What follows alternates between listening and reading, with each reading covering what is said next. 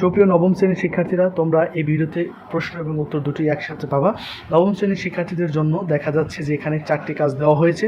এই 4টি কাজের সমাধান তোমরা এখানে দেখতে পাবা। এই ভিডিওতে প্রথমেই দেখতে পাচ্ছ কাজ 1-এর সমাধানটা আমরা এখানে সুন্দর করে দিয়েছি। তোমরা এটা খুব ভালো করে পড়বা, পড়ে এভাবেই পরীক্ষার খাতায় লিখে দিয়ে আসবে। আশা করা যাচ্ছে তোমরা ভালো নাম্বার পাবা।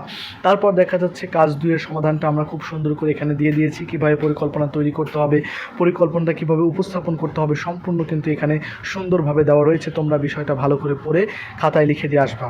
তারপর দেখা যাচ্ছে কাজ 3-এর সমাধানটা কিন্তু আমরা এখানে খুব সুন্দর করে দিয়ে দিয়েছি। তোমরা এই বিষয়গুলো খুব ভালোভাবে পড়ে পরীক্ষার খাতায় খুব ভালোভাবে লিখে দিয়ে আসবা।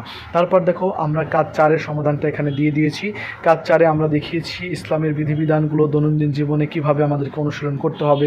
তারপরে এই বিষয়গুলো তোমরা খুব ভালো করে পড়ে লিখে দিয়ে আসবা। আশা করা যাচ্ছে ভালো ফলাফল করবা ইনশাআল্লাহ।